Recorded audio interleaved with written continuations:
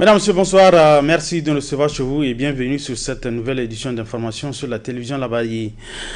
Les violences en milieu scolaire, une thématique au centre d'une campagne de sensibilisation initiée par les femmes engagées pour la sauvegarde de la patrie.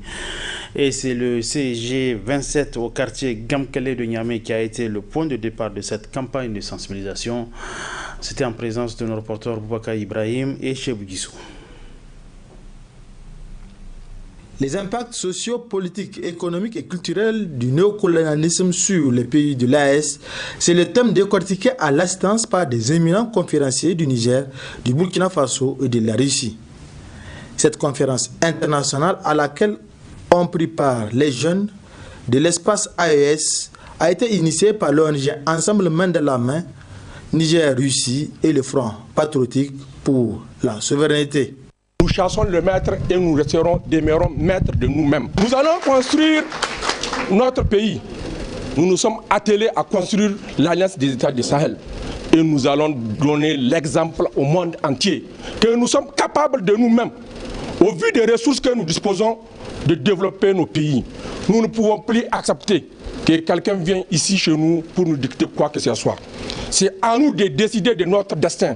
Ensemble avec l'Alliance des États du Sahel, nous allons effectivement faire croire à cette communauté dite internationale qui est toujours derrière nous, à travers le Bénin qui essaye d'aiguiser ses machettes pour venir chez nous. Aisément, il y a des amis. Au moment où les gens ont décidé de venir agresser le Niger, des amis sont sortis plus tôt. Le Mali, le Burkina s'étaient associés aux forces de défense du Niger pour défendre notre patrie. Donc ça aussi c'est de l'amitié et qu'ils le comprennent. Et nous allons continuer aussi à défendre nos intérêts, vaille que vaille, pour que notre pays soit, ou bien l'Alliance des États du Sahel puisse sortir de l'ornière. Et le terrorisme qu'ils nous ont imposé, nous avons bouté ces terroristes hors de nos frontières et Inch'Allah, nous pensons, nous prions avec les peuples du Mali, du Burkina et du Niger pour qu'on puisse en finir avec cette question d'insécurité. Vu la pertinence du thème, les jeunes ont non seulement répondu présents à cette activité, mais surtout ont été attentifs aux différentes communications, ce qui leur a permis de tirer le meilleur profit de cette activité. Nous avons le français en partage avec ces trois, donc quelles que soient les politiques publiques, les politiques sociales, culturelles, viennent de la France. Et là, ça veut dire qu'ils sont en train de nous imposer ce qui ne convient pas. Or, quand vous regardez nos comportements quotidiens, à l'école, à la maison, à la fonction, dans les services, tout comportement que nous faisons n'est que français. Or, il est temps de rompre avec ce genre de comportement. Il est temps que nous pensions par nous-mêmes. Il est temps que nous définissions réellement qu'est-ce que nous entendons par cette souveraineté. Et ce que nous avons retenu davantage à cette conférence, c'est que les États de l'Est sont déterminés à rompre avec ce genre de pratiques. Ça nous a appris beaucoup de choses. C'est un éveil de conscience pour la jeunesse que nous sommes. Ça nous a fait découvrir les tenants et aboutissants de ces impacts-là du néocolonialisme sur le développement de nos pays.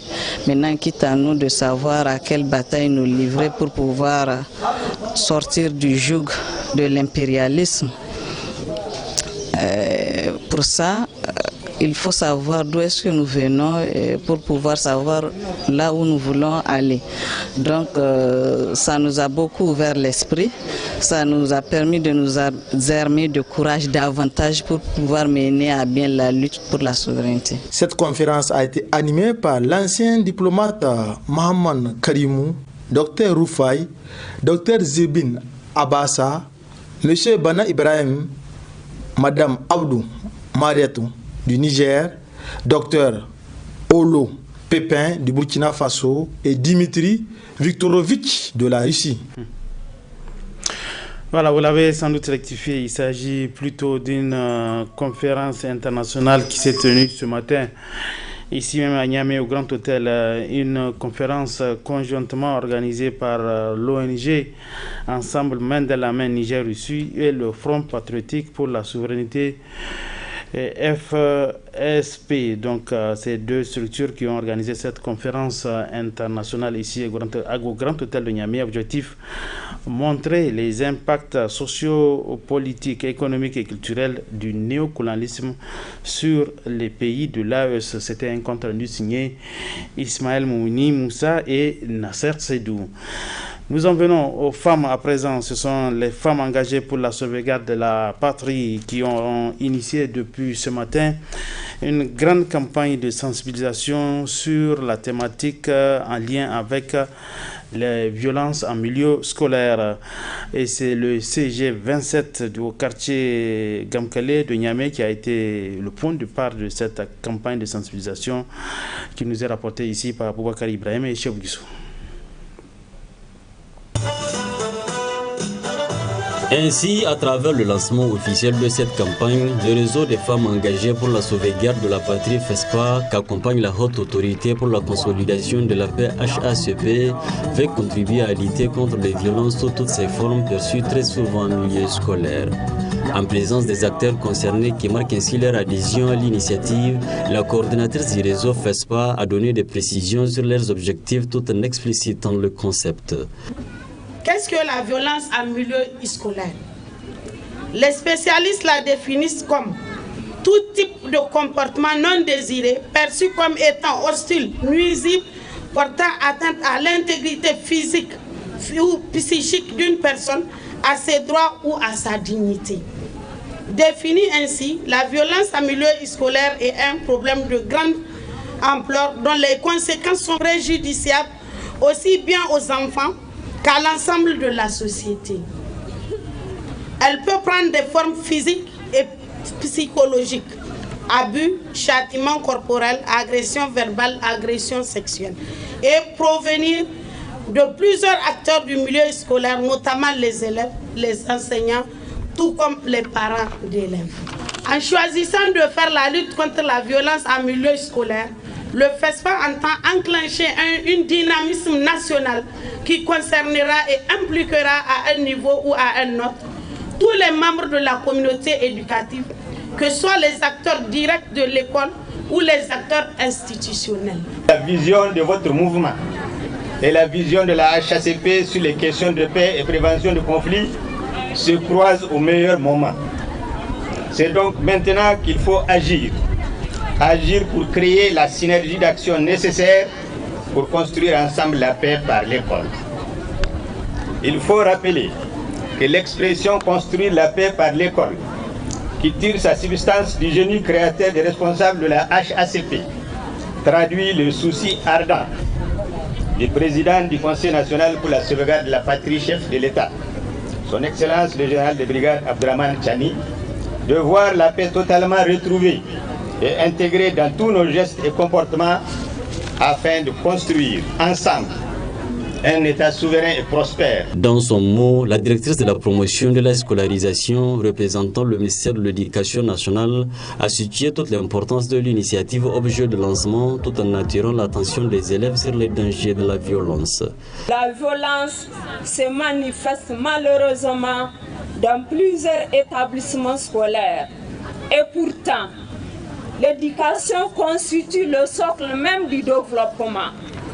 L'école est le lieu de l'apprentissage, de la recherche des connaissances, de la recherche du savoir et de la culture civique et morale par excellence. C'est aussi le lieu de la formation des futurs cadres, futurs dirigeants, futurs ministres, futurs médecins, futurs docteurs dans toutes les disciplines dans notre pays. Le réseau des femmes engagées pour la sauvegarde de la patrie a décidé de venir vers vous aujourd'hui, jeunes scolaires, lycéens et collégiens, pour vous sensibiliser sur la violence en milieu scolaire et ce, en présence des responsables des établissements scolaires, des responsables de l'administration scolaire, des représentants des forces de défense et de sécurité, des enseignants, des parents d'élèves et des représentants du Haut Commissariat à la consolidation de la paix. Notons enfin qu'en d'autres termes, il s'agit essentiellement à travers cette initiative d'inviter les élèves au rejet des pratiques négatives et à faire preuve de culture de paix en tout temps, en vue d'un environnement d'apprentissage sain, gage de lendemain meilleur. La suite de cette édition d'information, parlons circulation routière à Niamey pour évoquer l'existence de passages piétons que l'on voit sur les grands axes routiers mais qui malheureusement ne sont pas respectés.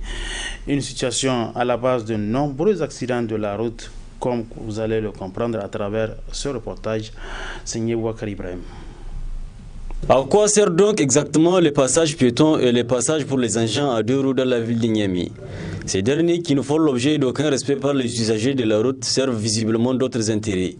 Ignorance des usagers ou laxisme des autorités de l'application de la loi, Maïdouk Omar Yawale, responsable de l'ONG Agir contre les accidents routiers, clarifie les responsabilités. La séparation du trafic, elle est vraiment nécessaire. Elle est même obligatoire dans certaines zones. Parce que vous trouverez sur une route les piétons, les cyclistes, les cyclomotoristes et même les animaux sur la route, ce qui n'est pas normal. C'est ce qui a amené les autorités de la ville de Niamey à proposer la séparation du trafic sur certaines zones, au niveau de certains axes. Comme vous prenez le boulevard Tanimoun. Le boulevard Tanimoun, il y a eu une séparation du trafic. Il y a eu le passage des cyclistes et cyclomoteurs. Et il y a eu un espace qui est réservé même à la marche à pied. Mais malheureusement, il suffit de jeter un coup d'œil sur ces passages, vous allez trouver que des vendeurs, des ambulants, des vendeurs de rue sur ces passages-là. Nous avons attiré l'attention des autorités communales pour qu'ils pensent, pour qu'on puisse ramener les gens à respecter ces passages. Parce que ça a un coût. C'est des centaines de millions qui ont été investis pour séparer les trafics au Niger. Mais là, malheureusement, personne ne dit rien. Tout le monde se tue. Comme si nous sommes dans un état de guerre. Comme si l'État n'existe pas. Les gardiens de la station routière, ils sont dépassés. C'est-à-dire la police et la gendarmerie. Ils sont là. Tu vois les cyclistes sur la voie principale, alors qu'il y a une voie qui est réservée, qui a été construite à enfant. Ils ont mis beaucoup de moyens pour le faire. Mais malheureusement, personne ne dit rien. Vous trouverez seulement des vendeurs de galettes sur ces passages-là. Il opte également pour une vaste campagne de sensibilisation, tout en ne manquant pas de préciser qu'il faut utiliser les gros moyens si les gens ne suivent pas, avant de lancer un cri de cœur. Il y a une méconnaissance des textes. Parce que les cyclistes, les cyclomoteurs n'ont pas fait le code de la route. Donc il n'y a que l'État ou la Niger qui est chargée, qui est l'agence nigérienne de la sécurité routière, qui doit mettre des moyens pour sensibiliser le public, pour que les gens puissent savoir que ce passage-là, cette route-là a été faite pour eux et ils doivent l'emprunter. L'appel que j'ai à lancer, c'est à l'endroit d'abord de la population elle-même, pour qu'ils sachent que lorsqu'il y a un passage piéton, ils ont les droits plus que les cyclomotoristes.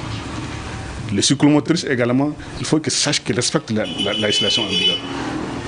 Les gardiens de la station routière qui sont la police ou la gendarmerie doivent réprimer ceux qui ne respectent pas les passagers. Il est important de comprendre que la circulation de la route demande un certain nombre d'attitudes et de comportements à tenir pour se préserver et préserver la vie des autres. C'est le non-respect de certains usages prévus pourtant dans le code qui favorise ainsi les accidents.